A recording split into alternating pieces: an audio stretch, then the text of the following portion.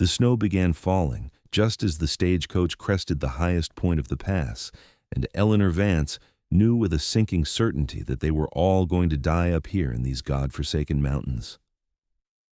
She pressed her gloved hand against the frosted window, peering out at the swirling white that had descended upon them like a living shroud. Just minutes ago, the October sky had been clear and blue, the aspens along the trail blazing gold in the afternoon sun. Now, visibility had dropped to mere feet, and the temperature was plummeting so fast she could feel the cold seeping through the coach's wooden walls despite her wool traveling dress and heavy cloak. "Driver's slowing down," announced Mr. Peterson, the portly banker sitting across from her. His round face had gone pale beneath his carefully groomed mustache. "We should have turned back at Silverton. I told the company this route was too dangerous this late in the season." Eleanor bit back a sharp reply. She had heard the same warnings when she had purchased her ticket in Durango 3 days ago. It was October of 1883, and the high passes in the San Juan Mountains of Colorado were notoriously unpredictable. But she had no choice. Her younger sister Margaret was waiting for her in Animas Forks, and Margaret's letter had been desperate. Her husband had been killed in a mining accident 2 months prior, and she was alone with a newborn baby in a town that was already preparing to shut down for the brutal winter months. The stagecoach lurched suddenly, tilting at a dangerous angle. Eleanor grabbed the leather strap hanging from the ceiling as a woman's scream filled the confined space. Mrs. Halloway, an older woman traveling to meet her son, had slid from her seat and was scrambling to right herself. "Everyone hold on!" The driver's voice was barely audible over the howling wind that had sprung up with terrifying speed. Eleanor helped Mrs. Halloway back onto her seat just as the coach came to a complete stop. The sudden stillness was somehow more frightening than the motion had been.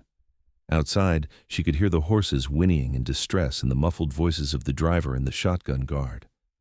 There were 6 passengers in total crammed inside the coach.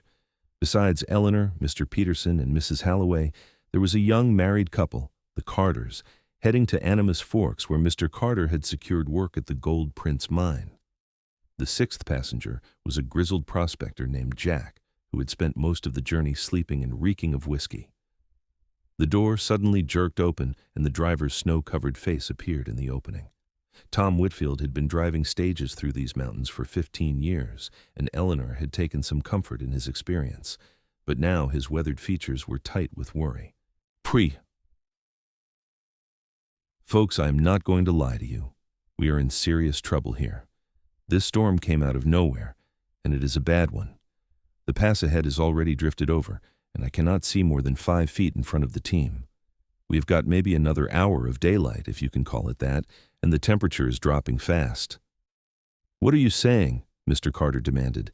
He was young, perhaps 23 or 24, and his arm was wrapped protectively around his wife's shoulders. "We cannot just stay here. We will freeze to death." "There's a stand of trees about 100 yards back," Tom said. "We can get some shelter there, try to wait it out, but I will be honest with you all. Unless this storm breaks by morning, our chances are not good." Eleanor felt her heart hammering against her ribs, but she forced herself to remain calm. Panic would serve no purpose. "How far are we from Animas Forks?" 8 miles, maybe 9. Might as well be 100 in this weather." Tom wiped snow from his face with a shaking hand. "I'm sorry, folks. I've seen storms blow through fast, but I've never seen one come on like this, not in October." They had no choice but to trust Tom's judgment. Eleanor gathered her carpet bag and followed the others out into the maelstrom. The wind hit her like a physical blow, stealing her breath and nearly knocking her off her feet. Snow stung her face and immediately began coating her cloak. She could barely make out the dark shapes of the horses just a few feet ahead, stamping and tossing their heads in distress. Tom and his guard, a taciturn man named Bill, began unhitching the team to lead them back to the shelter of the trees. Eleanor linked arms with Mrs. Halloway, and together they stumbled through snow that was already several inches deep and accumulating at an alarming rate. The world had become a whiteout, directionless, and hostile. The trees, when they reached them, provided only marginal relief from the wind. They were tall lodgepole pines with some spruce mixed in, and their branches were already sagging under the weight of accumulating snow. Tom and Bill worked to secure the horses while the passengers huddled together, shivering. "We need to get a fire started," Tom announced. "Bill, there is dry wood in the boot. Mr. Carter, Mr. Peterson, I will need your help gathering more." Eleanor watched the men work with growing dread. The snow was falling so thickly now that it seemed impossible that a fire could survive. But she knew their lives depended on it. Already her fingers and toes were going numb, and night had not yet fallen. Mrs. Carter was crying softly, her young face buried in her husband's shoulder. Mrs. Halloway had begun to pray under her breath. The prospector Jack had produced another bottle from somewhere and was taking long pulls from it, his eyes glazed and unfocused. Night descended with brutal swiftness. Tom managed to get a fire going in a small clearing between the trees, but it was a pitiful thing, barely providing enough heat to keep them from freezing solid. They took turns huddling close to it, trying to ignore the fact that their meager supply of firewood was dwindling rapidly. Eleanor had lost all feeling in her feet. Her teeth chattered so hard her jaw ached. She thought of Margaret, waiting for her, probably watching the storm and worrying. She thought of her parents back in Philadelphia, who had objected so strenuously to her making this journey alone. Perhaps they had been right. Perhaps she would never see her sister again, never meet her new nephew. Perhaps they would all die here on this mountain, and no one would find their bodies until spring. She must have dozed off from exhaustion, because she jerked awake to find the fire had burned down to barely glowing embers. The snow had let up slightly, though it was still falling steadily. Tom and Bill were trying to coax more life from the dying flames, but their movements were sluggish, their faces gray with cold and fatigue. "We are not going to make it to morning, are we?" Mrs. Halloway's voice was surprisingly calm, resigned. Tom did not answer, which was answer enough. Eleanor closed her eyes, trying to pray, though the words would not come. She was 24 years old, and she had always thought she would have more time to fall in love, to marry, to have children of her own, time to truly live before dying. A sound penetrated her consciousness, different from the endless howl of the wind. At first she thought she was imagining it, but then she heard it again. A voice, calling out from somewhere beyond their pathetic circle of firelight. Tom struggled to his feet, reaching for the rifle he had kept close at hand. "Who is there? Show yourself!" The voice came again, closer now, and then a figure emerged from the swirling snow. Eleanor blinked, certain she was hallucinating. The man who stepped into the firelight looked like something out of a legend, a giant carved from the mountain itself. He stood well over 6 feet tall, with shoulders so broad they seemed to block out the forest behind him. He wore buckskin clothing and a heavy fur coat that made him appear even larger. His hair was dark and hung past his shoulders, tangled with snow, and his face was all hard angles and sharp planes, dominated by intense dark eyes that swept over the group with a mixture of disbelief and what might have been anger. "What in God's name are you people doing up here?" His voice was deep and rough, like stones grinding together. "This pass should have been closed a week ago." Tom found his voice first. "Storm came on sudden. We could not make it through. Are you from Animas Forks?" The man ignored the question, his gaze moving from person to person, assessing. When his eyes landed on Eleanor, she felt the impact of it like a physical touch. For a moment their gazes locked, and something passed between them, something Eleanor could not name. "You have got maybe 2 hours before you all freeze to death," the man said flatly. "Gather what you can carry. I will lead you down to my cabin. It is not far, but the going will be rough." "Now hold on," Mr. Peterson protested. "We do not know who you are or where you are taking us. For all we know, you could be a bandit or worse." The man turned his full attention to the banker, and Mr. Peterson visibly shrank back. "My name is Henry Thorn. I have lived in these mountains for 8 years. My cabin is 1.5 miles from here, and it has heat, shelter, and supplies. You can come with me and live, or you can stay here and die. I do not much care which you choose, but decide now. I am not standing here arguing while the temperature drops another 10 degrees.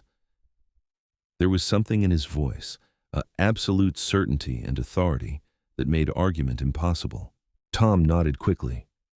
"We will come. Thank you, Mr. Thorn." Henry Thorn's expression did not soften. "Save your thanks until we are all still breathing tomorrow. Bill, you take the lead horse. The rest of the team will follow. Everyone else stays between me and the horses. If you fall, call out immediately. If you wander off, You are dead. Understood?" They all nodded, even Mr. Peterson. Eleanor forced her frozen legs to move, gathering her carpet bag and the small satchel that contained her most precious possessions.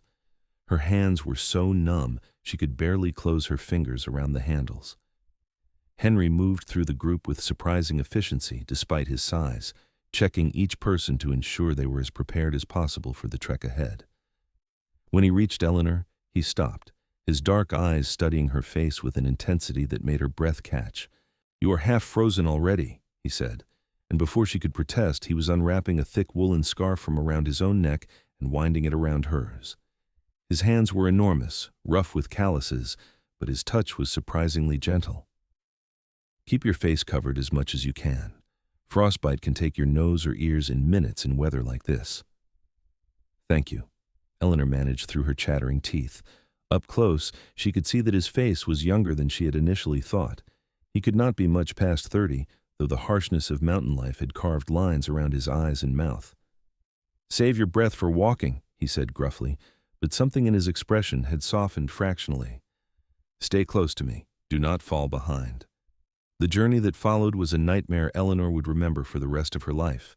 Henry led them through the forest with absolute confidence, never hesitating, never seeming uncertain of his path despite the darkness and the snow that continued to fall. He moved like a force of nature himself, powerful and unstoppable, breaking trail through snow that was now well over a foot deep in places. Eleanor struggled to keep up, her legs burning with effort, her lungs aching from breathing the frigid air. More than once she stumbled, and each time Henry's hand shot out to steady her, his grip firm and sure. The others were faring no better. Mrs. Halloway was gasping for breath, and young Mrs. Carter was sobbing openly as her husband half carried her through the drifts. "Not much further," Henry called back, his voice somehow carrying over the wind. "Just over this rise." Eleanor did not believe him. She was certain they would walk until they all simply collapsed and died. But then, impossibly, lights appeared through the trees ahead. A cabin materialized out of the storm, solid and real, smoke rising from its chimney. Henry pushed open the door and ushered them all inside, and the warmth that enveloped Eleanor was so intense it was almost painful. She stood swaying in the middle of the room, barely able to process her surroundings. A fire blazed in a large stone fireplace, and the cabin, while rustic, was surprisingly spacious and well-maintained. "Get close to the fire, but not too close," Henry ordered, already moving around the cabin with purpose. "If you warm up too fast, it will hurt worse, and you could damage tissue. Bill, help me get the horses into the lean-to out back. Tom, there's a pot of stew hanging over the fire. Start ladling it into those bowls on the shelf." He was back out into the storm before anyone could respond, with Bill following. Eleanor sank down onto a rough wooden bench near the fire, her whole body trembling. She looked around the cabin with growing clarity as sensation began to return to her extremities. The cabin was larger than it had appeared from outside, consisting of one main room with a sleeping loft visible above.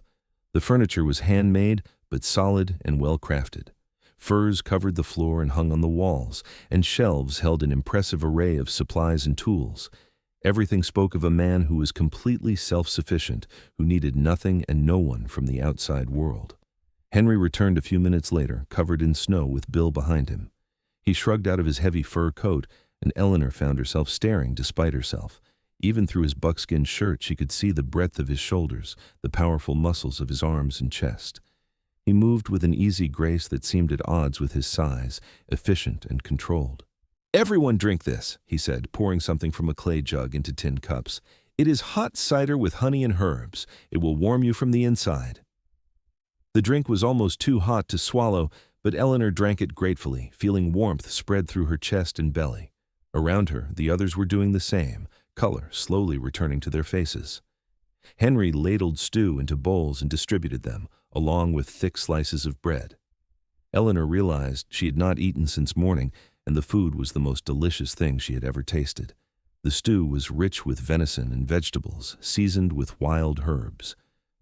As she ate, she watched Henry move around the cabin, tending to his unexpected guests with a quiet competence that spoke of a man accustomed to relying on no one but himself. He hung their wet outer garments near the fire to dry, laid out blankets and furs for sleeping, and checked each person for signs of frostbite. When he came to Eleanor, she was acutely aware of his closeness as he examined her hands and face. His fingers were warm now, gentle as they turned her hands over in his much larger ones. "You will be fine," he pronounced. "No frostbite. You were lucky." "We were all lucky you found us," Eleanor said softly. "Why were you out in the storm?" Something flickered across his face, an emotion she could not quite read. "I was checking my trap lines when the storm hit. I took shelter in a cave about 2 miles from here and planned to wait it out.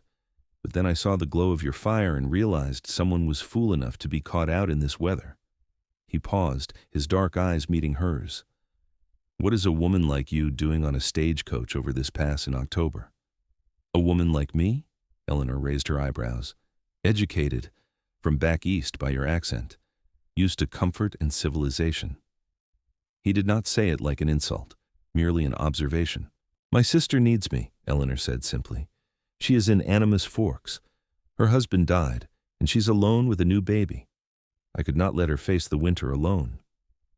Something changed in Henry's expression, a subtle softening. "Animus Forks is dying. Most of the miners are pulling out, heading to richer strikes. By spring, it will be a ghost town." "Then I will bring her back with me when the pass opens again," Eleanor said. "But I had to come. She is my sister." Henry held her gaze for a long moment, and Eleanor felt that strange connection again, as if he could see straight through to her soul. Then he nodded once and moved on to check on Mrs. Holloway. The wind howled around the cabin all through the night, and the snow continued to fall. But inside, they were safe and warm. Henry gave up his sleeping loft to the women, insisting he would sleep by the fire with the men. Eleanor lay on the surprisingly comfortable bed made of furs and blankets, listening to the storm and the soft breathing of Mrs. Holloway and Mrs. Carter beside her.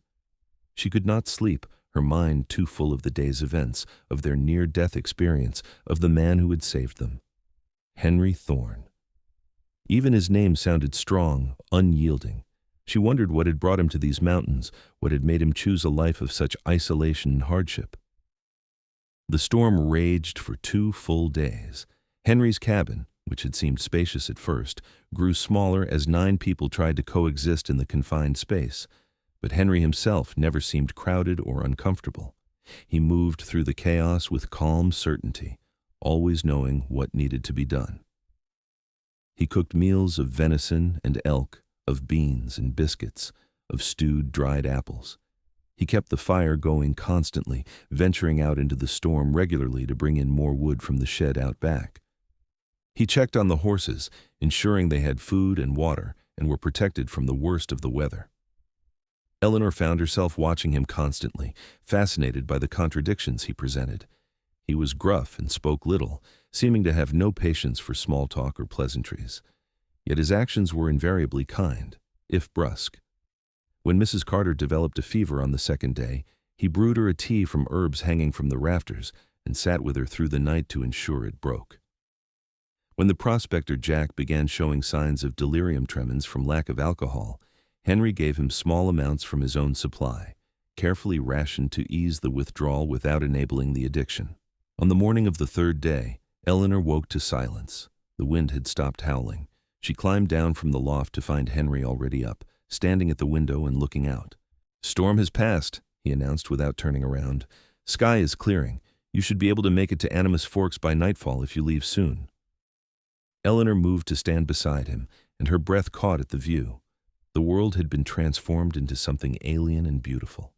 Snow covered everything in a thick white blanket, pristine and unmarked. The trees bowed under the weight of it, and icicles hung from the cabin's eaves like crystal daggers. The sky above was the pale blue of early morning, and the sun was just beginning to crest the peaks to the east. "It is beautiful," she whispered. "It is deadly," Henry corrected, but his voice was not harsh. "This much snow this early means a brutal winter is coming. Your sister would do well to leave Animus Forks before the next storm hits." "Will you guide us there?" Eleanor asked, turning to look at him. For the first time since he had found them, Henry seemed uncertain. "I do not go to towns," he said after a moment. "Too many people, too many questions." "We would not have made it this far without you," Eleanor said softly. and I do not think we can make it the rest of the way without your help either. Please, Mr. Thorn." He looked down at her, and Eleanor was struck again by the intensity of his dark eyes. He was so close she could see flecks of gold in their depths, could see the individual whiskers of the beard that shadowed his strong jaw. "Henry," he said quietly. "You can call me Henry." "Eleanor," she replied, feeling her heart beating faster. "My name is Eleanor Vance." He nodded slowly, still holding her gaze. "All right, Eleanor Vance, I will guide you to Animus Forks, but then I'm coming straight back here. I have work to do before the next storm arrives." The journey to Animus Forks took most of the day. The horses struggled through the deep snow, and the stagecoach had to be abandoned at the pass with plans to retrieve it once the road was cleared. Everyone walked, carrying what they could from their luggage. Henry led the way, breaking trail as he had through the storm. He had fashioned rough snowshoes for everyone from branches and leather, and while they were awkward to use, they kept them from sinking too deeply into the drifts. Eleanor followed directly behind him, her eyes fixed on his broad back, her feet finding the path he had broken through the snow. He pointed out landmarks as they traveled, teaching her without seeming to realize he was doing so. That peak was called Granite Mountain. Those stunted trees marked the timberline, where nothing grew above due to the harsh conditions. The tracks in the snow there were from a mountain lion, and they should make noise to avoid surprising it. Eleanor absorbed it all, fascinated by this world that was so different from anything she had known. She had grown up in Philadelphia, the daughter of a successful merchant, educated in fine schools, accustomed to society and culture. Yet here, in these wild mountains, she felt more alive than she ever had in the city. Or perhaps it was not the mountains at all, but the man leading them through them. They reached Animus Forks as the sun was setting, painting the snow-covered peaks in shades of pink and gold. The town was small, just a collection of rough buildings clustered in a narrow valley. Smoke rose from a few chimneys, and lights glowed in windows, warm and welcoming. Margaret must have been watching for the stagecoach because she came running from one of the small houses before Eleanor had even fully entered the town. She was thinner than Eleanor remembered, her face drawn with grief and hardship, but her eyes lit up with joy at the sight of her sister. "Ellie! Oh, Ellie, I was so worried. The storm came and you did not arrive, and I thought—" She broke off, pulling Eleanor into a fierce embrace. "I am fine, Maggie. We are all fine, thanks to Mr. Thorn here." Eleanor turned to gesture to Henry, but he had already begun backing away, his expression closed and guarded. "I need to get back before dark," he said gruffly. "Make sure your sister leaves before the next storm, Miss Vance. This town will not survive the winter." "Wait," Eleanor said, reaching out instinctively, though he was too far away to touch. "Let me at least thank you properly. Come inside, have a warm meal before you head back." Henry shook his head. "I need to go." He turned and walked away, his long strides carrying him quickly back the way they had come. Eleanor watched him go, feeling an unexpected sense of loss, as if something important was slipping away from her. Margaret tugged on her arm. "Come inside, Ellie. You must be frozen and exhausted. Who is that man? Where is the stagecoach? What happened?" Eleanor let herself be led into the small cabin Margaret called home, but her mind was still on Henry Thorn, walking alone back into the wilderness. She answered Margaret's questions mechanically, explaining about the storm and their rescue, about the 2 days in Henry's cabin. The baby, little Thomas, was beautiful and healthy, despite the difficult circumstances of his birth.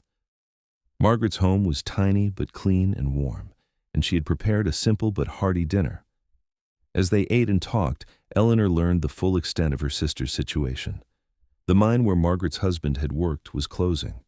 Most of the remaining miners were planning to leave within the week, before winter truly set in and made travel impossible. The company that owned the town was already pulling out, taking anything of value. By December, Animus Forks would be abandoned. "I wanted to leave weeks ago," Margaret confessed, bouncing Thomas gently as he fussed, "but I did not have the money for passage, and I was afraid to travel alone with the baby. Oh, Ellie, I'm so glad you are here.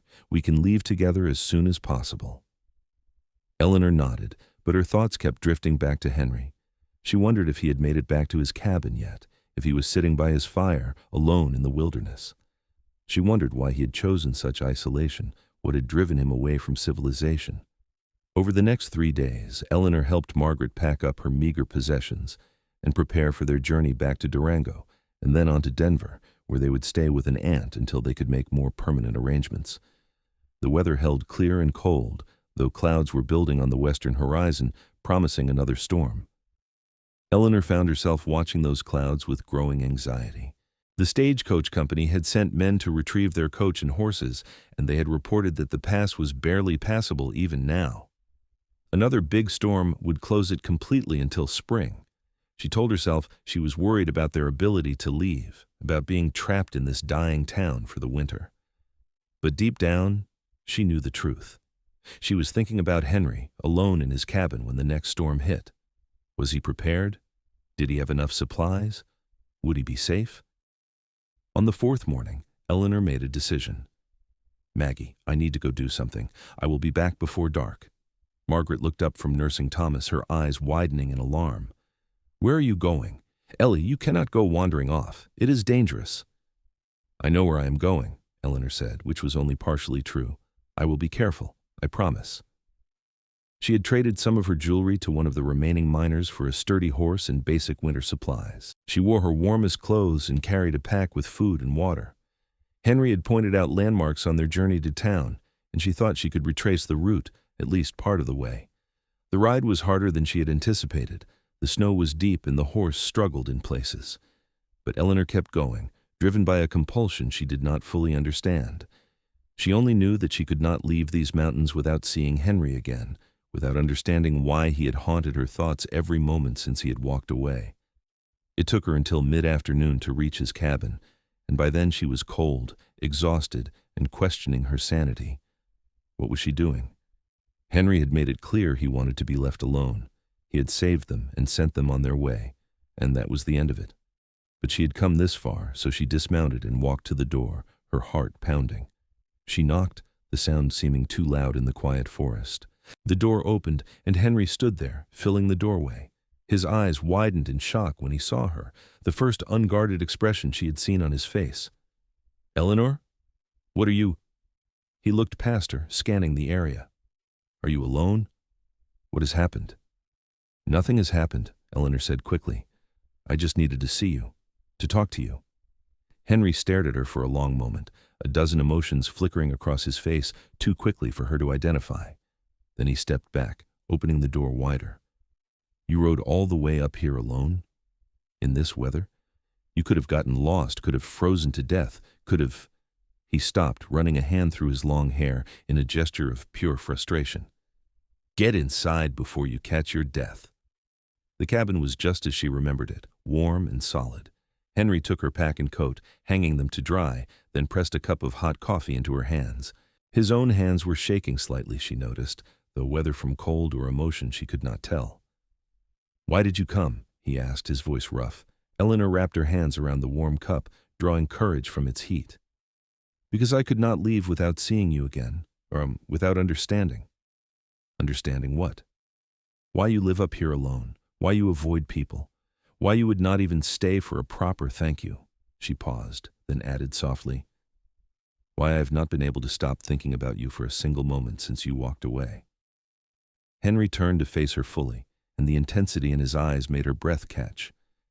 "You do not know me, Eleanor. You do not know what I have done, why I am here." "Then tell me," she challenged. "I am here. I am listening." He was silent for a long moment, staring into the fire. When he finally spoke, his voice was low and rough with old pain. "I was a soldier once. I fought in the war between the states, for the Union. I saw and did things that still haunt me, that I cannot forget. After the war ended, I tried to go back to regular life, to be a normal person, but I could not. There were too many ghosts, too many memories. I would wake up screaming, would see enemies in every shadow." Eleanor listened in silence, her heart aching for him. "I came west thinking distance would help, thinking I could outrun the past. I tried living in towns, tried working regular jobs, but I was angry all the time, violent. I hurt people who did not deserve it, so I came up here, to these mountains, where I could not hurt anyone anymore, where I could be alone with my demons and not inflict them on innocent people." "That was 8 years ago?" Eleanor asked softly. Henry nodded. 8 years of solitude. of learning to live with myself. The mountains have been good for me. I have found a kind of peace here, a way to live with what I have done and seen." "But you are still alone," Eleanor said. "By choice," Henry said firmly. "It is better this way." "Better for whom?" Eleanor set down her cup and crossed to where he stood. She had to tilt her head back to look up at him, this giant of a man who had somehow captured her heart in just a few short days. "Henry, you saved all of us without hesitation. You cared for us, protected us, asked for nothing in return. That is not the action of a dangerous man or a violent one. That is the action of a good man, a hero." "I am no hero," Henry said harshly. "You do not understand what war does to a man, what it makes him capable of." "No, I do not," Eleanor agreed. "But I understand what I see in front of me. I see a strong, capable man who has chosen to punish himself for things that happened in a war, things that were not his fault. I see someone who deserves happiness, who deserves to live and not just exist." Henry reached out, his large hands cupping her face with infinite gentleness. "Why are you here, Eleanor? Truly. Because in 3 days you made me feel more alive than I have felt in my entire 24 years. Eleanor whispered. "Because when I look at you, I see my future, if I'm brave enough to reach for it. Because I think you feel it too, this connection between us." "I do," Henry admitted, his voice breaking. "God help me, I do. From the moment I saw you by that dying fire, I felt it. But Eleanor, I have nothing to offer you. I am a hermit living in a cabin in the wilderness. You are an educated, refined woman from a good family. You deserve so much more than this than me." "Let me decide what I deserve," Eleanor said fiercely. She rose on her toes, closing the distance between them, and pressed her lips to his. For a moment, Henry stood frozen, shocked. Then something broke inside him, and he was kissing her back with a desperate hunger that spoke of 8 years of loneliness, of wanting, of denying himself any human connection. His arms came around her, lifting her off her feet as if she weighed nothing, and Eleanor wrapped her arms around his neck, pouring everything she felt into the kiss. When they finally broke apart, both breathing hard, Henry rested his forehead against hers. "You're asking me to believe in something I thought I lost forever," he said quietly. "I am asking you to take a chance," Eleanor replied. "I'm asking you to let yourself live again, to let yourself love again. I am asking you to trust that we can build something here together, something good and real." "What about your sister, your family, your life back east?" "Margaret is coming with me back to Denver. She can stay with our aunt there. I will write to my parents, explain everything. They will not understand at first, but they will come to accept it. As for my life back east, I do not want it. I want this. I want you. I want to learn about these mountains, to build a life here if you will have me." Henry pulled back slightly, studying her face as if trying to memorize every detail. "You are serious? You would really give up everything to stay here with me?" "I am not giving up anything," Eleanor said. "I am gaining everything, a home, a purpose, a partner. Unless you do not want me to stay." "Not want you?" Henry laughed, the sound rusty as if he had not laughed in years. "Eleanor, wanting you is not the question. I have wanted you from the moment you looked at me with those fearless eyes. But I never thought, never dreamed that you might feel the same." "Then we are both fools," Eleanor said, smiling through sudden tears. "Wasting time we could be spending together." Henry kissed her again, slower this time, tender and full of promise. When he finally set her back on her feet, his expression had transformed. The guardedness was gone, replaced by something warm and hopeful and beautiful.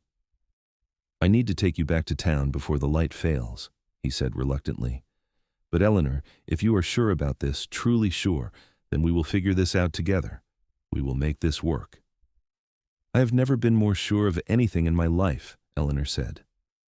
The ride back to Animas Forks was nothing like the journey up had been. Henry rode beside her, and they talked about everything and nothing, making plans and sharing stories. Henry told her about his life before the war, growing up on a farm in Ohio, about his family who he had not seen in over a decade. Eleanor told him about Philadelphia, about her childhood and her education, about her dreams and her fears. By the time they reached the town, full darkness had fallen, and Margaret was pacing frantically outside her cabin. When she saw Eleanor, she ran forward, relief and anger warring on her face. "Ellie, where have you been? I've been worried sick." "I'm sorry, Maggie. I should have told you the truth before I left." Eleanor dismounted and took her sister's hands. "I went to see Henry, and I need to tell you something important." Over the next hour, as they sat in Margaret's warm cabin with baby Thomas sleeping peacefully in his cradle, Eleanor explained everything. Margaret listened in stunned silence, her eyes growing wider and wider. "You're going to stay here, in the mountains, with a man you have known for less than a week?" Margaret finally managed. "I know it sounds insane," Eleanor admitted, "but Maggie, I have never felt like this before. I have never been so certain of anything. Henry is a good man, a kind man. He saved our lives, and I love him." "You love him," Margaret repeated faintly. "I do." Eleanor looked at Henry, who was standing awkwardly by the door, clearly uncomfortable with being the subject of such intense scrutiny. "I know it is fast, I know it is unconventional, but it is real." Margaret looked between them, and slowly her expression softened. "He did save our lives," she acknowledged, "and I have not seen you look this happy, this alive, since you were a little girl." She sighed. "I suppose I cannot talk you out of this." "No," Eleanor said gently but firmly. "But I will help you get safely to Denver first. I will make sure you and Thomas are settled with Aunt Claire. I will write to Mother and Father. I will not just abandon you, Maggie." "I know you would not," Margaret said. She stood and walked over to Henry, who straightened under her scrutiny despite being nearly a foot taller than her. "You will take care of my sister, Mr. Thorn? You will keep her safe and warm and happy?" "With my life," Henry said solemnly. "I swear it." Margaret studied him for another long moment, then nodded. "All right then. I suppose Ellie has always been the brave one. I should not be surprised she is brave enough to follow her heart." The next 2 weeks were a whirlwind of activity. Eleanor helped Margaret prepare for the journey to Denver, packing and organizing and making arrangements.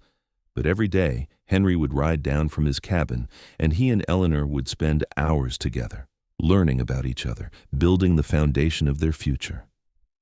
Henry taught her how to ride properly for mountain terrain, how to read the weather in the clouds and the behavior of animals, how to identify edible plants and medicinal herbs. Eleanor taught Henry about literature and music, read to him from the books she had brought, reminded him of the beauty that existed in civilization as well as nature. They talked about their plans for the future. Henry's cabin could be expanded, made more comfortable for 2 people. They would need more supplies to get through the winter, and Eleanor would need warmer clothes, better suited for mountain life. In the spring, they could plant a garden, maybe get some chickens, a milk cow. They talked about marriage, and Henry confessed that he had not been to a church in years, was not sure he was welcome in the house of God after the things he had done. Eleanor assured him that God's love was bigger than any sin, that redemption was always possible. They would find a preacher in Animas Forks before everyone left, make their union official and proper. The preacher, an elderly man named Reverend Walsh, who was one of the last to leave the dying town, married them in Margaret's small cabin on a cold November morning. Eleanor wore her best dress, dark green wool with black trim, and Henry had trimmed his hair and beard and wore clean buckskins. It was a simple ceremony with only Margaret and a few remaining townspeople as witnesses, but to Eleanor it was perfect. When Henry kissed her as his wife for the first time, Eleanor felt complete in a way she never had before. This was right. This was where she was meant to be, who she was meant to be with. 2 days later, Eleanor bid a tearful farewell to Margaret and baby Thomas as they boarded the stage for Denver. The pass was still open, barely, and this would likely be the last coach through until spring. Eleanor pressed letters for their parents into Margaret's hands, along with her jewelry and other valuables to help her sister establish herself in Denver. Are you sure about this, Ellie?" Margaret asked one last time, tears streaming down her face. "It is not too late. You could come with us." "I am exactly where I need to be," Eleanor assured her. "Take care of yourself and that beautiful baby. I will write as soon as I can get letters out in the spring." She stood with Henry's arm around her waist, watching the stagecoach disappear down the trail. When it was out of sight, she turned to her husband, her heart full. "Take me home, Henry," she said. The first weeks of their marriage were an adjustment for both of them. Henry had lived alone for so long that having another person in his space was strange and sometimes overwhelming. Eleanor had to learn how to manage a household with none of the conveniences she had grown up with, how to cook over an open fire, how to melt snow for water, how to keep warm when the temperature outside dropped to terrifying depths. But they learned together, and every challenge overcome brought them closer. Henry was patient with Eleanor's mistakes, teaching her mountain skills with the same quiet competence he had shown during the rescue. Eleanor was patient with Henry's occasional withdrawals, the times when the memories became too much and he needed to be alone for a few hours.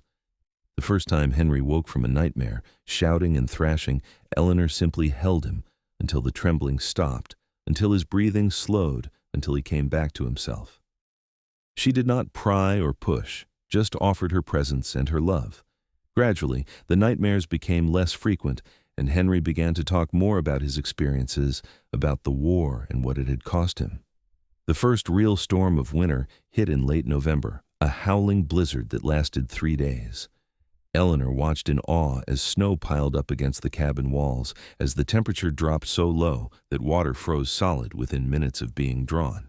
But inside the cabin, they were warm and safe, and Eleanor learned that there was a special kind of intimacy in being snowbound with the person you loved. They spent hours talking by the fire, learning every detail of each other's lives. They made love with increasing confidence and passion, discovering each other's bodies and hearts. They read books aloud, played cards, cooked meals together, and slowly, Eleanor began to understand why Henry had found peace in these mountains. There was something purifying about the isolation, something healing about being surrounded by such raw, powerful beauty. Winter deepened, and with it, Eleanor's love for her husband and her new life.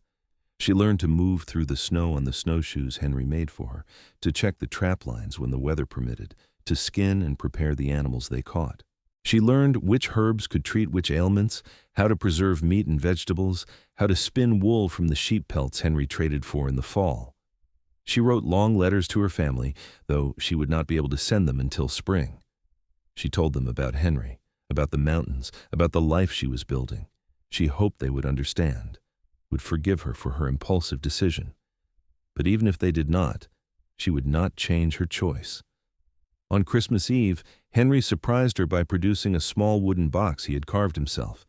Inside was a necklace made of small pieces of turquoise he had found in the mountains, strung on a leather cord. The workmanship was beautiful, the stones polished to a soft shine.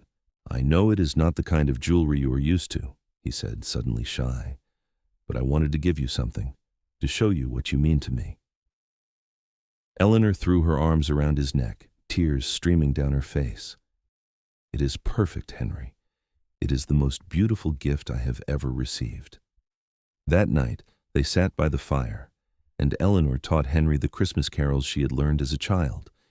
His voice was deep and rough, but surprisingly good, and the sound of their voices blending together filled the cabin with warmth and joy.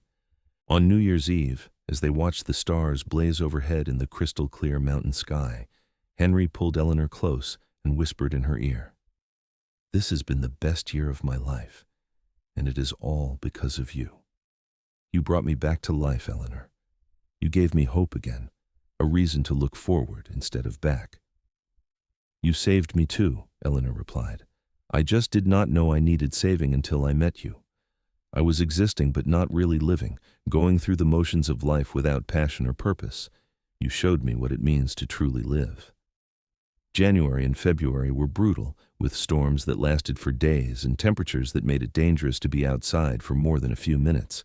But March brought signs of spring, a gradual warming, longer days, the first brave flowers pushing up through the melting snow.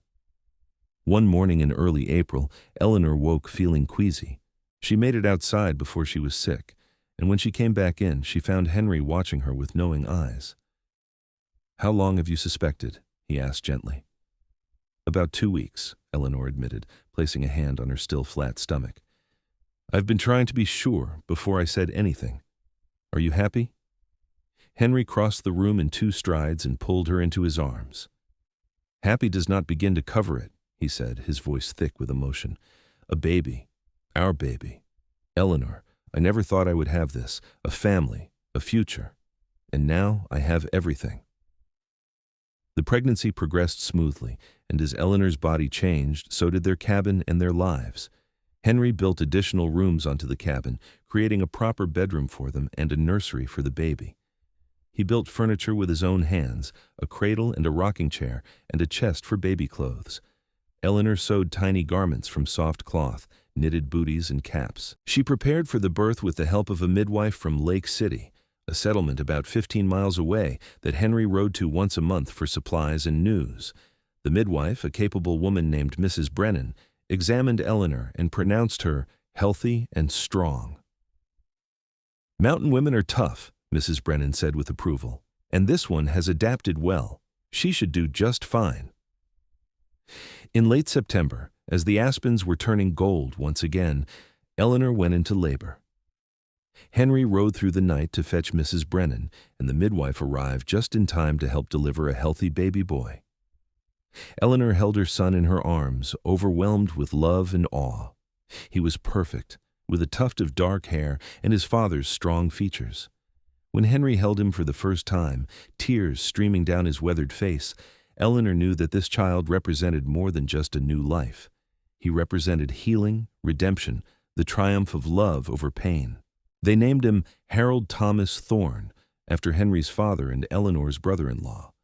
Harold was a robust baby, healthy and strong, and he thrived in the mountain environment. Eleanor marveled at how naturally motherhood came to her, how fiercely she loved this tiny person they had created. As Harold grew, so did their family and their life. The following spring, Eleanor received her first letters from her family since leaving Philadelphia. Her parents had been shocked and hurt by her choice at first, but Margaret's letters had helped them understand. Now they wrote asking about her life, about Henry, about their grandson. They sent packages of books and supplies, small luxuries that Eleanor cherished. Eleanor wrote back faithfully, and gradually the rift between her and her parents healed. They never fully understood her choice to live in such isolation, but they came to accept it and to respect the life she had built. Margaret visited in the summer of 1885, bringing 2-year-old Thomas to meet his aunt and uncle and cousin. The sisters spent a happy month together, and Margaret was amazed by the transformation in Eleanor. Her refined, delicate older sister had become strong and capable, able to handle a rifle and skin a rabbit and navigate the mountains with confidence. "You are happy," Margaret said with wonder, "truly, deeply happy." "I am," Eleanor confirmed. "I found my place in the world, Maggie. I found where I belong." Over the years, their family grew.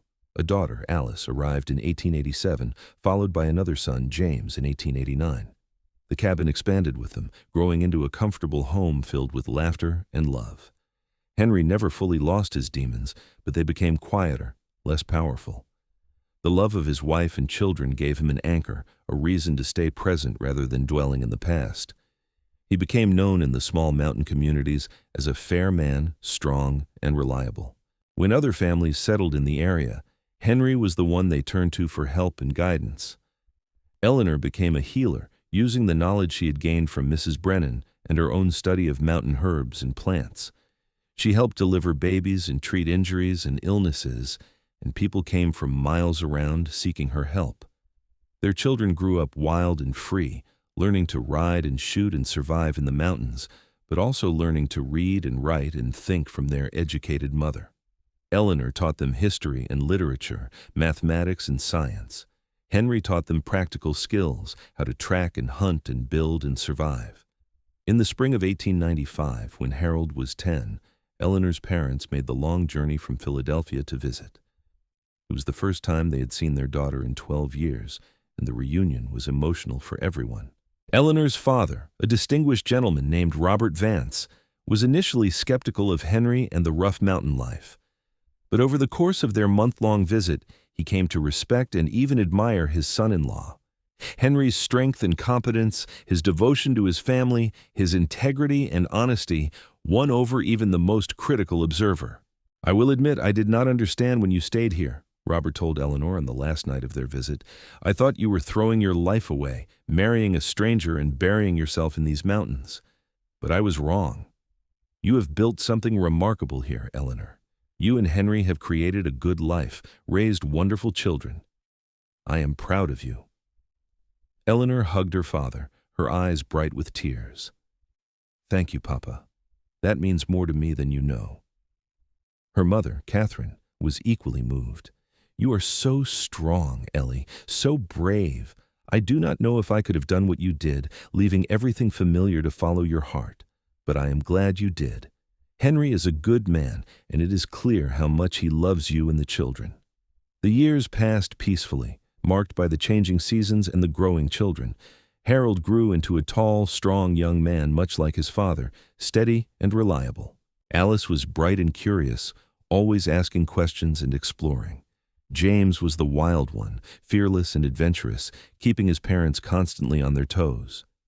In 1900, Henry and Eleanor celebrated their 15th anniversary. They sat on the porch of their cabin, now a sprawling structure with multiple rooms and even a small library, watching the sun set over the mountains that had witnessed their love story.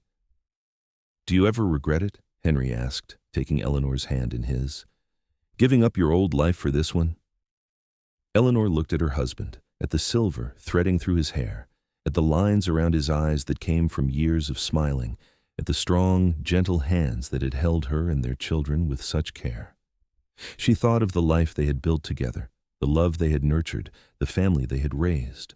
"Not for a single moment," she said firmly. "You are my home, Henry Thorn. You and our children and these mountains. This is exactly where I am meant to be." Henry pulled her close, kissing her with the same passion that had marked their first kiss 16 years ago. "I love you, Eleanor. I thank God every day for that storm, for bringing you into my life." "And I love you," Eleanor replied. "My mountain man, my hero, my heart." As they sat together watching the stars emerge in the darkening sky, Eleanor reflected on the journey that had brought her here. It had started with a desperate journey to help her sister, a stagecoach caught in an unexpected storm, and a lonely man who had emerged from the wilderness to save them all. That man had become her husband, her partner, the father of her children. That storm had been the beginning of the greatest adventure of her life. Those mountains had become her home in a way that Philadelphia never had. In the years that followed, their love only deepened. Harold married a local girl in 1903, and Henry and Eleanor became grandparents to a beautiful granddaughter named Eleanor Rose. Alice went to Denver for school, but always returned to the mountains, unable to stay away for long. She eventually married a geologist who shared her love of the Colorado wilderness. James, true to his adventurous nature, became a guide, leading hunting and fishing expeditions through the San Juans. All three children remained close to the mountains and to their parents, building their own homes within a few miles of the original cabin. The Thorn family became a fixture in the region, respected and loved by all who knew them. Henry lived to be 72, still strong and vital until a sudden illness took him in the spring of 1915. He died peacefully in his sleep in the bed he had shared with Eleanor for 32 years in the cabin he had built with his own hands. Eleanor grieved deeply, but found comfort in their children and grandchildren, in the life they had built together, in the legacy of love they had created. She lived another 8 years, surrounded by family, telling stories of the storm that had changed everything, of the mountain man who had saved them all and stolen her heart. She died in the same cabin in the summer of 1923 at the age of 64, with her children and grandchildren gathered around her. Her last words were of Henry, of her love for him, of her certainty that they would be together again. They were buried side by side on a hillside overlooking the valley, the mountains they had both loved standing eternal watch over their final resting place. On their shared headstone, their children carved a simple epitaph that told their story. Henry Thorn and Eleanor Vance Thorn. United by a storm, bound by love, forever home in these mountains. And in the decades that followed, their descendants would tell the story of how a Philadelphia lady and a mountain hermit found each other against all odds, how a terrible storm had brought them together, how love had bloomed in the harsh beauty of the Colorado wilderness. It became a family legend, a reminder that sometimes the greatest blessings come from the most unexpected circumstances, and that true love, once found, can weather any storm. The Thorn family continued to thrive in those mountains for generations, each one carrying forward the values that Henry and Eleanor had instilled: strength, resilience, love, and an appreciation for the wild beauty of the world around them. And every year on the anniversary of that fateful storm, they would gather at the cabin that started it all, now preserved as a family monument, and remember the courage of a woman who followed her heart and the redemption of a man who learned to love again. Their story became more than just a family tale. It became part of the history of the region, told and retold, inspiring others who heard it. It was a story of survival and salvation, of unexpected love found in the midst of danger, of two souls who found in each other exactly what they needed to become whole. In the end, that storm that had seemed like a disaster had been a gift. It had brought Eleanor to Henry and Henry to Eleanor. It had led them both to the life they were meant to live, the love they were meant to share, the family they were meant to build. And if sometimes, in the quiet of a winter evening when snow fell softly over those eternal mountains, the wind seemed to carry the echo of laughter from that old cabin, of a man and woman who had defied all odds to find happiness together, well, those who heard it just smiled and remembered. Love, real love, never truly dies. It echoes through the generations, a legacy more enduring than stone, more precious than gold, more powerful than any storm. The cabin still stands today, maintained by the Thorn family descendants, a testament to what can be built when two people commit to each other completely. Visitors sometimes come to see it, drawn by the legend, and they leave moved by the simple beauty of it, by the story of ordinary people who created something extraordinary. And so the story of Henry and Eleanor Thorn lives on, a reminder that sometimes the path to our greatest happiness begins with our greatest challenges, that love can be found in the most unexpected places, and that when we are brave enough to follow our hearts, we might just find everything we have ever dreamed of and more. Their love story, born in a blizzard and forged in the wild beauty of the Colorado mountains, remained an inspiration for all who heard it, proof that true love exists, that it can transform lives, that it is worth any sacrifice, any risk, any challenge. And perhaps that is the greatest legacy Henry and Eleanor left behind, not just the family they raised or the life they built, but the hope they gave to others that such love is possible, that it is real, that it is worth fighting for. In those mountains where they lived and loved and raised their family, where they built their dreams and made their home, the Thorn name became synonymous with strength, integrity, and enduring love. And every winter, when the snow began to fall over the high passes, old-timers would tell the tale of the stagecoach that was caught in an early storm and the mountain man who found them all and led them down to safety, and how in saving them, he found his own salvation in the form of a brave woman who loved him enough to change her entire world. It was a love story for the ages, simple yet profound, born of necessity, but chosen every day thereafter. Henry and Eleanor Thorn proved that love does not require perfect circumstances or ideal timing. It requires only two hearts willing to be vulnerable, to trust, to commit, to weather whatever storms may come together. And in the end, is that not what all the greatest love stories teach us? That love is not found but built, not given but earned, not perfect but perfected through dedication and effort and unwavering commitment. Henry and Eleanor understood this truth, lived it fully, and in doing so, created something beautiful and lasting that would inspire generations to come.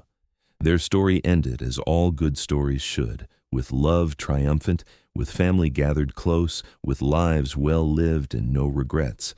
They had found each other against impossible odds, had built a life together in the harshest and most beautiful of environments, and had loved each other with a depth and passion that never dimmed, not through hardship or time or any challenge life threw their way.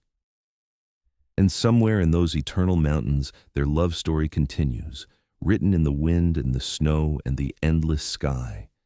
A testament to the power of two hearts brave enough to choose each other and strong enough to hold on through whatever may come. It is a story of hope and healing, of courage and commitment, of a love that conquered all obstacles and endured beyond death itself. That is the legacy of Henry and Eleanor Thorn, mountain pioneers, devoted partners, loving parents, and proof that sometimes the greatest adventures begin with a single act of courage, and the greatest loves are found in the most unexpected moments. Their story reminds us all that it is never too late to change our lives, to follow our hearts, to believe in love even when it seems impossible. And so, as the sun sets over the San Juan Mountains, casting long shadows across the valley where Henry and Eleanor built their home and raised their family, their story lives on, whispered by the wind through the pine trees, carried on the winter snows, eternal and unchanging as the mountains themselves. A love story born in a storm, tested by time, and proven true beyond all doubt.